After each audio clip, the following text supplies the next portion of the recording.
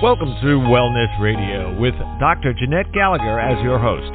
Her show discusses topics of health, wellness, and spirituality, and is about discovering your place in this great universe, from your cells to the cosmos. Along with her guest, in casual conversation, she strives to ask the difficult questions that may be holding you back from a vibrant life, and shares new ideas that may inspire you to make a change in your life that you only can see in your dreams. And now, here is Dr. Jeanette-Gallagher. Good evening, everyone, and welcome to Wellness Radio. This is Dr. Jeanette-Gallagher, and it's a pleasure to have you with us here this evening. Tonight, we are going to be talking about a novel called Drunk Log, A Day in the Life, Book 1, by Mark E. Scott. Today, we're going to be also talking about alcoholism, alcohol, death, grief, shame, regrets, suicide, and perhaps a story of our lives. What is it all about? It's truly about taking a step forward, taking a step back, taking a step into the unknown, perhaps into just a character in the novel, as Mark did with this story, or perhaps into the time and saying, that character seems to be me. I felt that. There's some triggers there. What is the story? How does this character work through their moments in time, so to speak? Many times people will say, I've gone over with my child, my life, my story.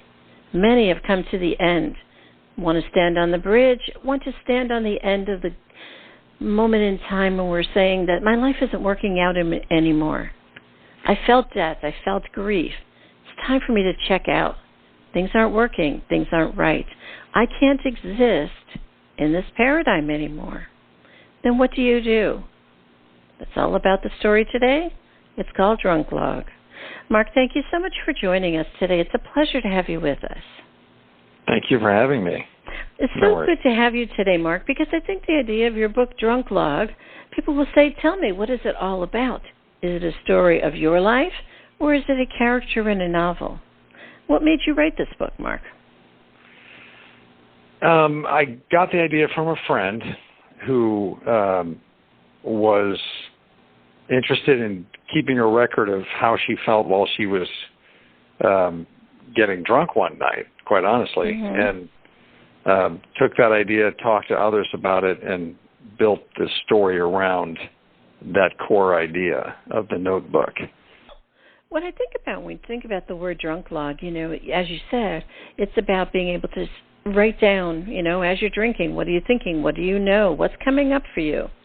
We know a lot of times people, when we say we get drunk and, we sit down and things come out of your mouth, things, that you think about your life. You go into retrospect. You go into this abyss, so to speak. Do you think that sometimes when you say drunk log, it's really giving you a tool for that expression? Very, very much so. I think that, one of the effects of alcohol is sort of a freedom of speech. The things you would want to say, suddenly you find yourself saying, good and bad. And for somebody who's closed up emotionally, it can help you release that, especially if it's private and on your own page, so to speak. Because you share about the story in your book, and right from the beginning, there is an accident. It's something so devastating. I think your character really, just as the death of the child that was with him, I think he personally feels that perhaps he should have died. He should have traded his life for the child. And perhaps maybe that's what he has set out to do, to be able to take the life that should have been taken. Do you think? I'm sure Jack would have traded places in that moment and would give anything to have traded places with his nephew. Yeah. I think sometimes it's so hard when people say, something terrible happened to me, and, you could probably sit at any bar in any town. I live in New Orleans, there's tons of bars, but you could sit at any one of them and ask anyone, when did you start drinking and why? and then they would have a story.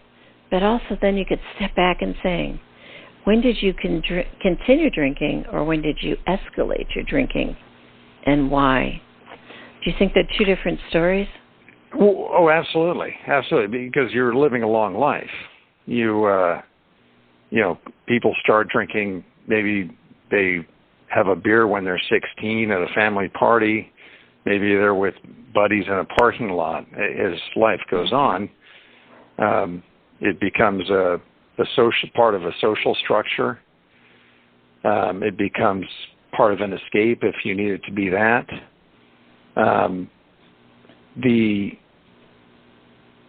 The basis of it, just like your life itself, evolves over time.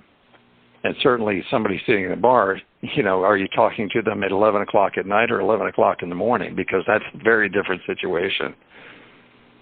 Mm-hmm. Yeah, I think if we ever walked into a bar and we said, okay, we're all going to put on blindfolds and not know what anyone's answer is. And you could ask questions. You could say, who did you hurt? Did you ever hurt anyone? Raise your hand. Did you ever hurt yourself? Raise your hand. Did you ever do something that you totally regret? Raise your hand. And I think that almost 100% coverage you would see. Do you think sometimes alcohol might have a sense of covering those stories up or evading your life? Absolutely. And in response to your three questions for the blindfolded drinkers, I'm sure they might as well keep their hands up the entire time. Mm-hmm. I guess that's what I was saying. It is a means of escape, at least, but it's only temporary. It can't take you away from yourself forever. Wherever you go, there you are. And that's part of what's happening with this character is he's reached the end of his rope, and he can't escape from it anymore.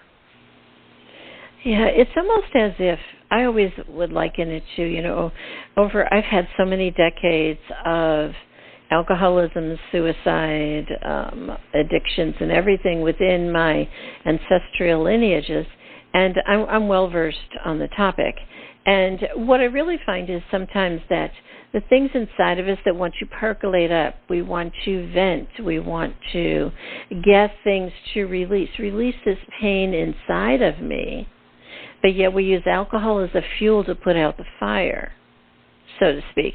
In other words, things are coming up in you as a fire, and you're putting alcohol back down in to be able to squelch it, when really it's just making the fire bigger. What happens when you throw alcohol on a fire? It gets bigger, right?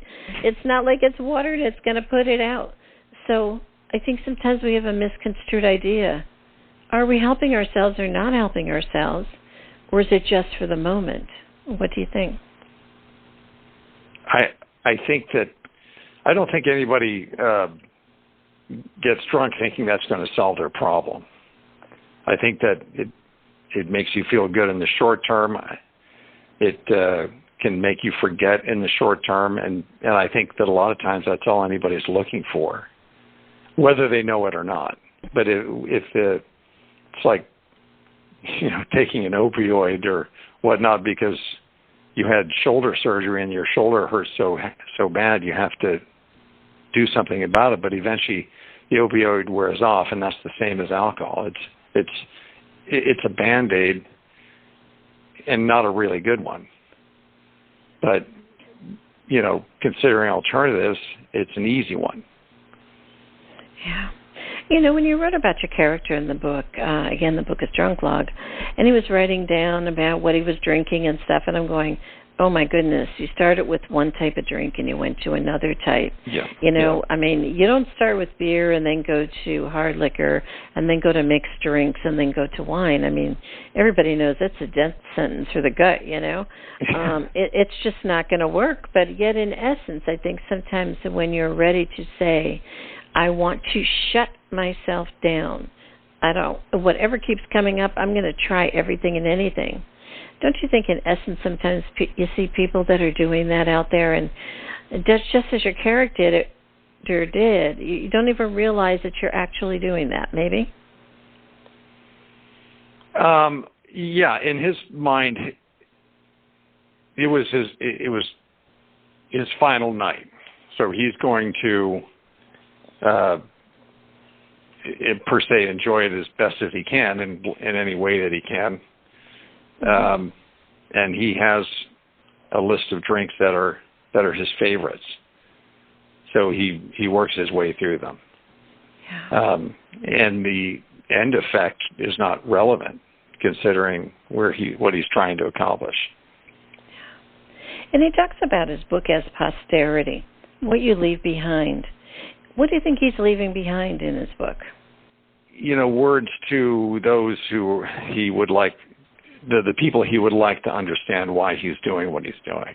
Do you think it's a form of sort of like a plea deal, sort of an idea of, here's what I'm feeling and I'm sorry, but, or maybe the point of, you don't understand me from the first place and I don't expect you to, but this is what I think?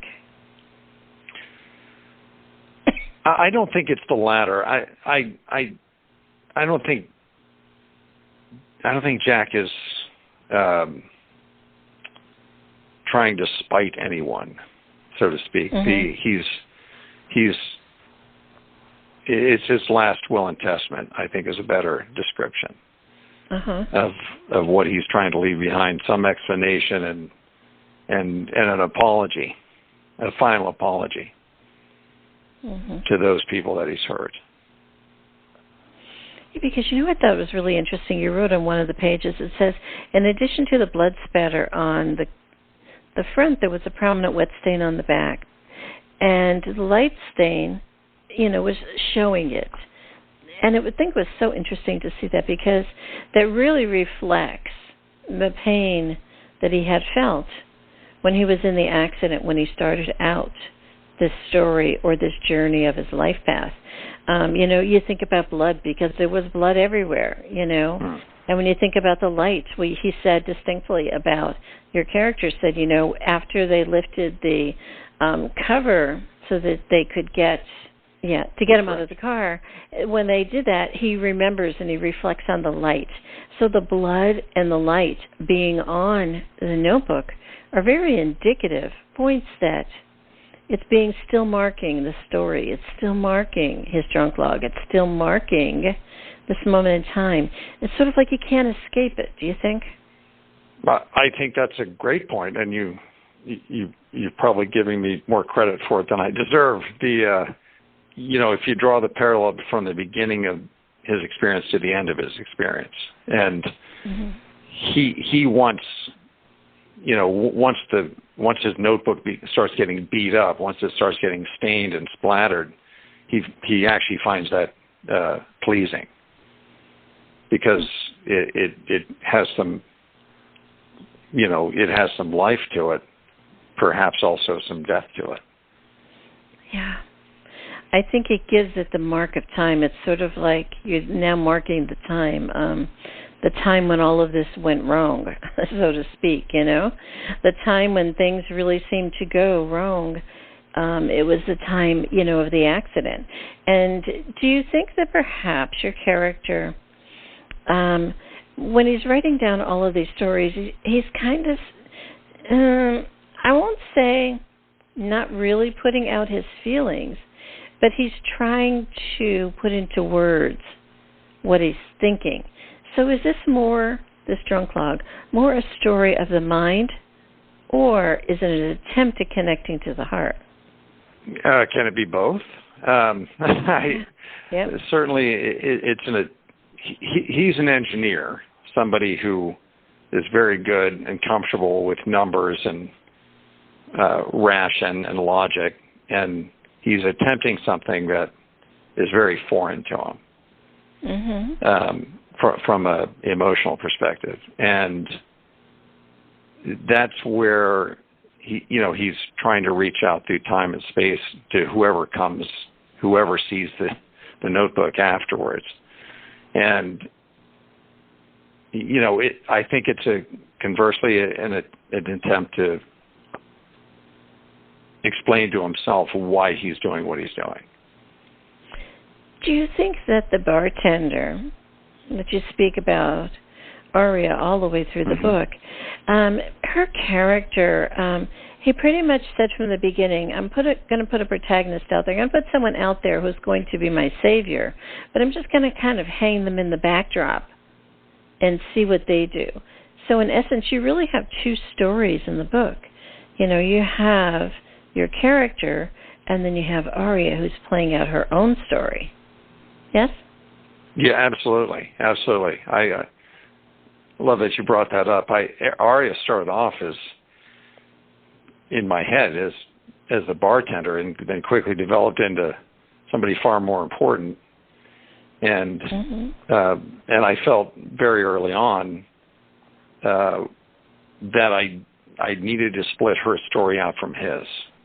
Let's talk for a second about one of the events in the book. We aren't giving away the story, everyone, so don't worry. When you do read the book, Drunk Log, we're touching on some highlights so you don't miss them. It's a little clip that I found, and it's when Jack got knocked flat by the scooter. And you wrote in the book, against all odds, he walked away virtually unscathed. And I think that is so very important. That's probably one of the most important sentences in the whole book. Because what it's saying is that the outside world wasn't going to take him out, that he had his own power to make his choice if he stays or goes. And what he acts on is perhaps his own choice of his life, don't you think?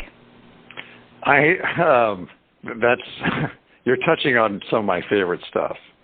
So I hate scooters, and I wanted him to have nothing be allowed to stand in his way. He was going to allow nothing to stand in his way, even getting knocked flat in the street by a scooter. So yes, his threat is not external; it's internal. So let's go back to the beginning of the story. You know, I myself, as a medium and a soul, a spiritual kind of visionary, I looked right at the beginning of the story. And when the child was in the truck with your character, do you think that perhaps this child might have had a soul story also, and maybe that was what ended his life? And perhaps the character was just a ride-along, and that would, in essence, say, are we in control of our story, or do we believe that other people are taking us out along the way? I mean, if he believed that, no one could take you out from the outside, it was just your inner story, then why did he hold all the guilt and the shame? I have That's not flipping it around. Yeah, it sure is, and I've not looked at the nephew from that perspective.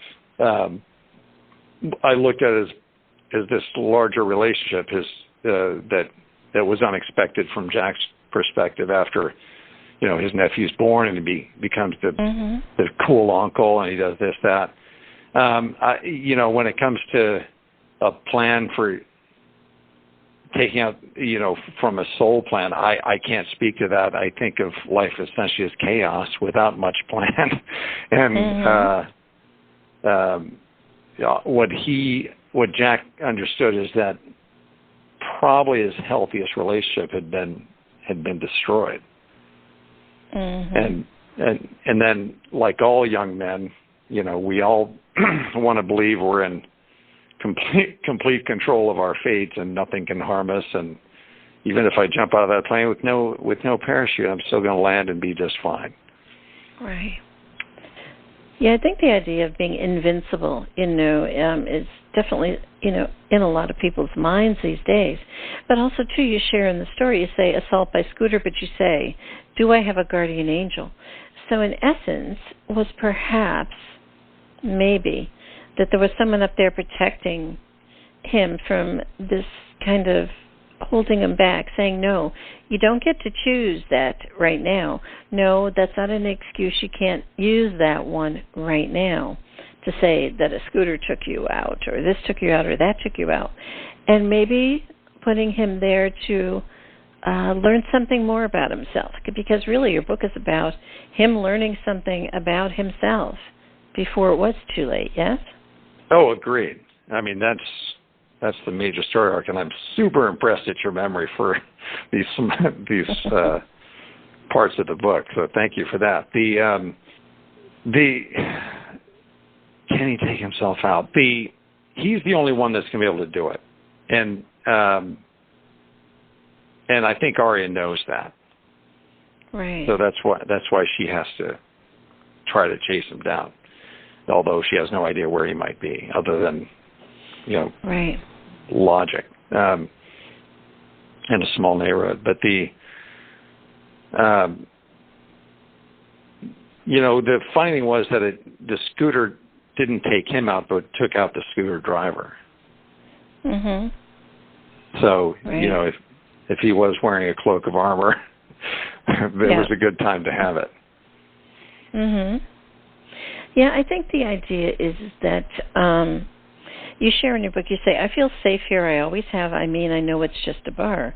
Nothing bad can happen to me. Nothing has ever happened to me here. Nothing bad will happen to me now. So is he, in essence, stepping out of the reality of who his character is and jumping into this alter ego that he feels he can only exist in? In other words, is he really stepping into his life as his character self, or is he trying to consistently create and stay in that diffuse world where nothing can hurt him, so they can't really feel the pain that he has deep inside? But that's what. Well, the answer to your question is yes, of course. But that's what all of us do to some extent. That happens to be his safe zone. It's like playing a game where as soon as you get past the row of people across the way, you're in the safe zone. And people avoid pain as much as they can generally, and only deal with it when they're forced to. So for him to go from bar to bar, he was just going from safety zone to safety zone, and putting off, sort of playing a game with himself, but also bringing his own, progressing through what he knew he was going to do, one bar at a time, one safe zone at a time, until he really had to deal with it. And even when he gets out of the neighborhood and he's headed towards the river, he stops again for one last shot. Right. Yeah, I think that there's always that point where they hold back. Like I said, I have so much experience in alcoholism, suicide, and all of these attempts at near death. And people get there and they say, but it's kind of like this sense of you stall in your tracks. And you're just listening, and all of your senses are on high alert. Is someone coming for me? Can I hear something? Is there someone going to come and save me? Is someone going to come and hurt me? Is someone going to show up? Is someone? And we keep looking for the human that's going to save them versus themselves, hearing their own voice inside, just saying, am I going to save myself? So in your story, Drunk Log, I think he got to that point where he had to save someone else so he could save himself. In other words, to know that it wasn't him that didn't save the child in the beginning of the story, because he couldn't. But he could save somebody else just as well as he could save himself at the end. Do you think? And that was the unexpected aspect of the story from Jack's perspective, is that life is throwing him a bone, so to speak, and without thinking he grabs the bone because it is his chance, and he decided that in a heartbeat, and had probably been looking subconsciously for that opportunity for a year. Yeah. Do you think perhaps both people were saved in the story?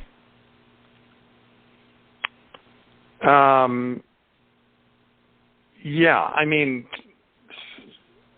certainly physically. But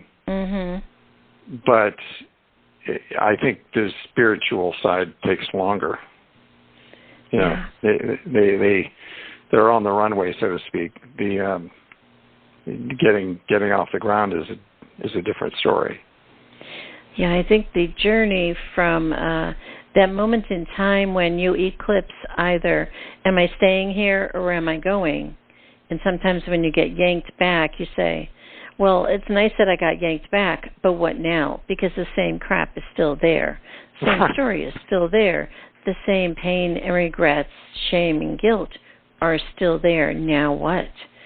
So in essence, I think that many times people will say they try it over and over again because they can't get to that place where they can find peace or healing within themselves. So, in essence, a drunk log might be the story of the moment in time, but then you have to look at what is your healing journey from here on out. And that's truly a story of pain, survivor, the story of persistence or the warrior, don't you think? Yeah, certainly. We are all our own worst enemies. You know, we are the architects of our own destruction. That will almost always be the case. So if we can figure out how to stop doing that, we're all going to be a lot better off. You know, I think sometimes when you talk about the drunk log, it's like writing it down. That's very much the first step. Many times people say, I don't want others to know my story. I don't want them to know my deep darkness, you know. I don't want them to know what hurts me or what mistakes I've made. So I always say to people, that's fine. Sit down and write it. Write it in, you know, those 10-cent notebooks from Walmart, which is what your character did, you know. And, you know, if you need more because you've got more to write down, keep writing it. Once you get to the end of the story that you're writing down, don't you think then maybe it's sort of like, okay, now the hard work is going to start because I can't keep putting it on paper. I have to actually act upon it. Yes? Certainly. Yeah. I mean, the in this book, the entire time he's writing, he doesn't expect anybody to have the opportunity to read it, you know, while he's alive. Right. So it makes it a lot easier than coming clean with your internal demons or your faults in front of other people. Yeah. You know, but in essence, I look at it, and when we write these things down, it's, you know, I work a lot with end-of-life patients, and we turn around and we say, we'll write the story, and they'll say, but it's too dark, it's too painful. And I said, but what is the purpose? Is it for others, or is it for self? And it's truly about for self, so that you could feel, see, and hear what your life was about, but you can also find forgiveness, you can find release, and you can find unconditional love for yourself in some way. Do you think perhaps at the point of when you do, maybe you've got a few of these drunk logs, maybe you've got a couple of notebooks, and you finally say, what's the kind of thread that's been woven through there? What am I all about? What am I trying to find? Is that not the purpose of maybe reading a book like yours? Drunk log is saying, you know, maybe I need to pay attention or wake up, or maybe I need to look at something differently. So in essence, is this book not only a novel, but maybe it's something that is to inspire others? It certainly, that would make me very happy if that's the case. If somebody reads it and maybe a light bulb goes off in their own head. Just as it did with mine when I first got the idea from a friend. I thought, wow, there's really something there. So, you know, if that starts, you know, a journey of 1,000 steps, that's fantastic, or 1,000 miles, or whatever the metaphor is. But I certainly hope it could be that. Yeah, I think that the idea is that whatever a trigger has to be, it can be something, as much as a billboard. It could be something listening to someone else. It could be just as your character, the bartender. She looked at it and it reflected something in her own life, and a light bulb went off for her, to be able to take her on her own journey. So I think the idea is that no matter what it is, everything is put there to be a signpost, a guidepost, and can we perhaps honor it and say, oh goodness, okay, next, take out a new notebook and start a new story. Isn't that what we want people to be able to say or to feel? Well, hopefully the next story is, more uplifting than the first. Or as you get healthier, then each story becomes a better lesson.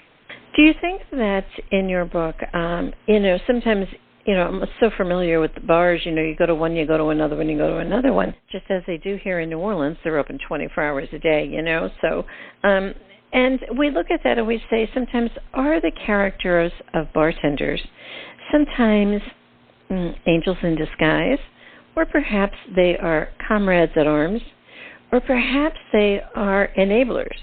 Perhaps they are guardian angels.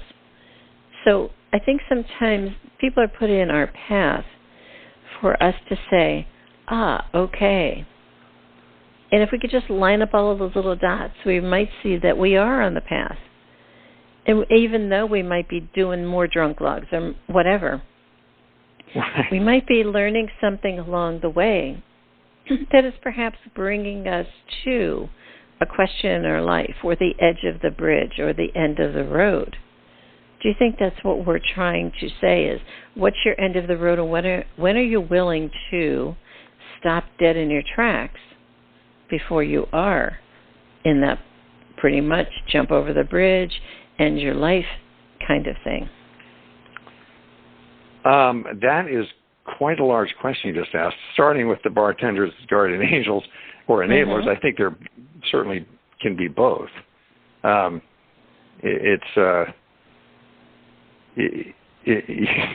hate saying, in one way I hate saying this, but a bartender is sort of your drug dealer if you're an alcoholic, or if that's your drug of choice. They don't. It's perfectly legal, and they're doing their job, and they're going to look out for you. And maybe if you're friends with them, they'll look out for you a little more. And that's was the situation in Drunk Log, was that Aria was and Jack were more to each other than just customer and bartender. Early on, he begins to question whether he should even leave that bar. And largely that revolves around her.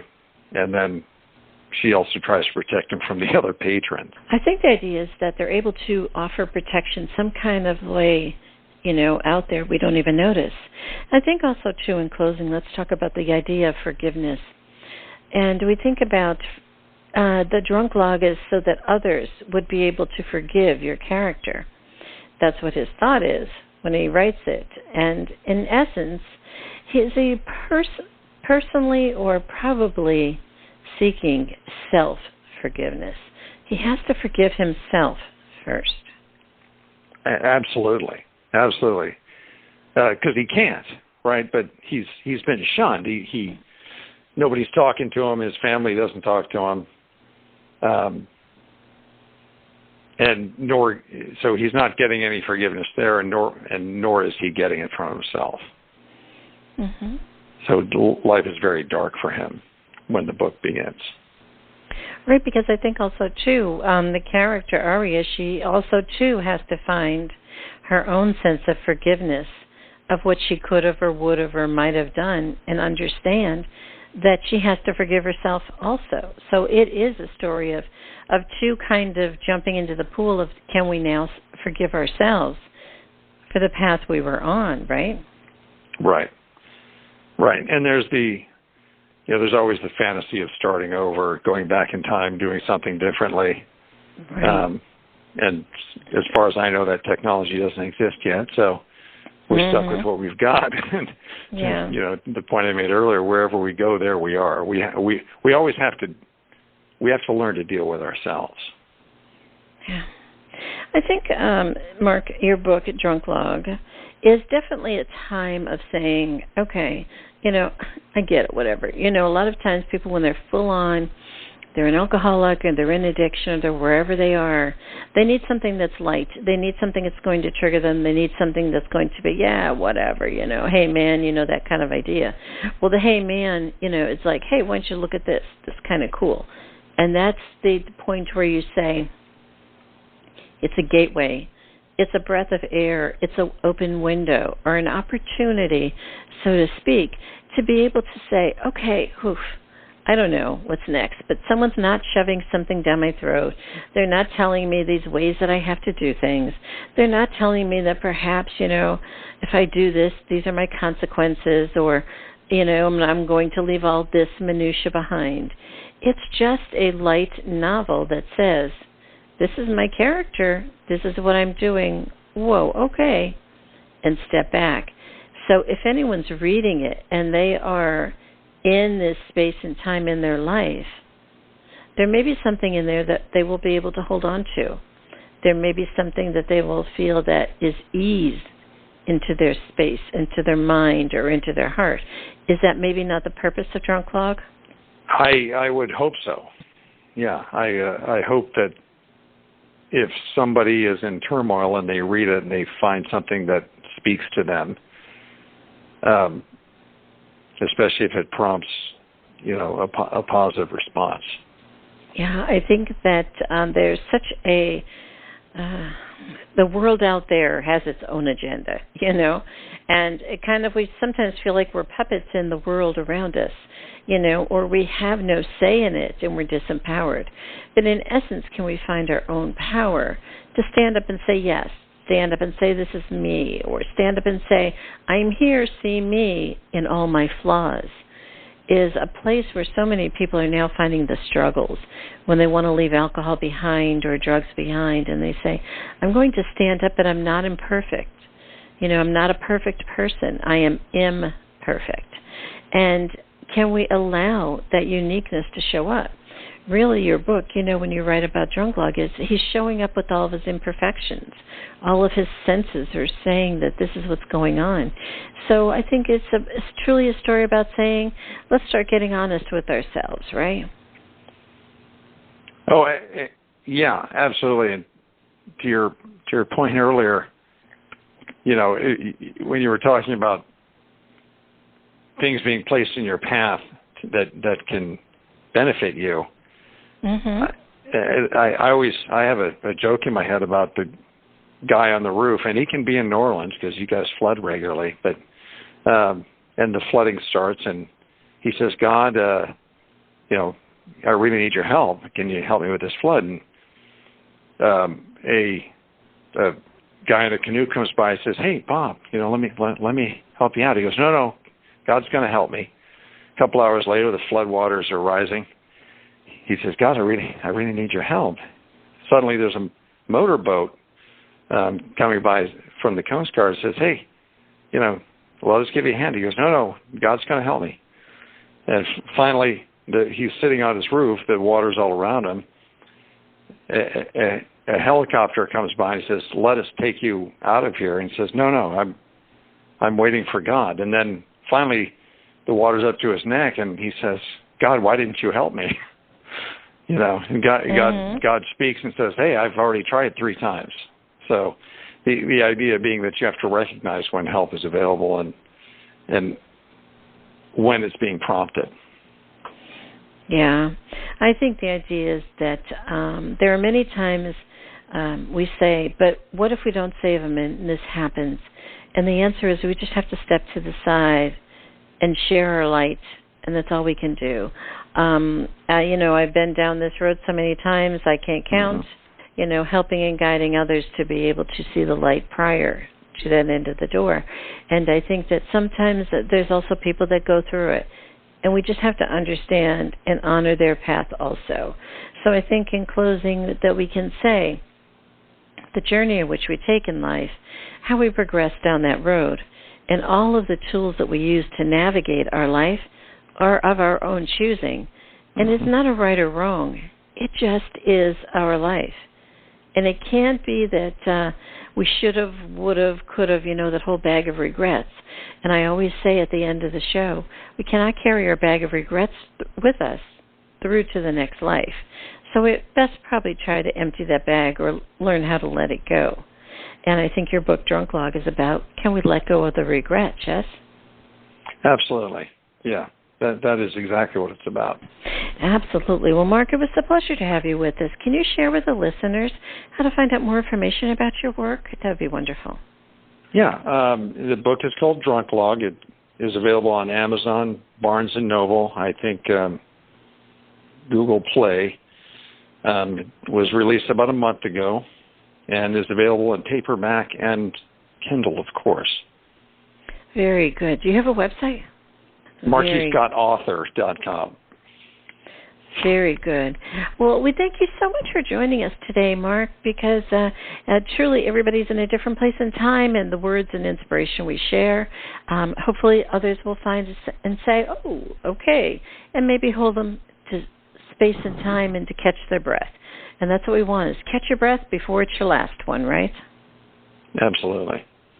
Thank you so much for joining us today. It was a pleasure to have you. Thank you very much for having me. This was great. If you'd like to find out more information about Mark E. Scott, again, the book is Drunk Log. Please do click on the link on the bottom of today's show page to go directly to his website for more information. And it is about saying, hold your breath for a moment. Just stand in time. Just stand in a space. Just stop. If you can just stop before that last breath, you have another breath that's able to come. And it's up to you to be able to say, I'm going to hold my breath for a moment. I'm just going to breathe. And I'm just going to say that's all the outside world. That's all the outside chaos. It's all the outside noise. What's inside of me that I really want to connect with? Because is that not our life journey? What are we connecting with deep inside that is screaming out that needs to be felt, heard, released, or perhaps connected with? That is the next step. Thank you so much for joining us today. This is Dr. Jeanette-Gallagher. Until tomorrow, have a great day. Today we discussed many life-changing concepts. Who do you turn to, and how do you know what is best when faced with a health crisis? Dr. Jeanette is a patient advocate. She listens to the patient, the doctors, and the family, clarifies the health issues and concerns, then helps the patient make the best choices going forward. If you would like help implementing change into your life and health, we can talk and see where you are stuck and how to improve the quality of your life. Check the link on the bottom of today's show page or visit dr.jeanette-gallagher.com to schedule a phone appointment today.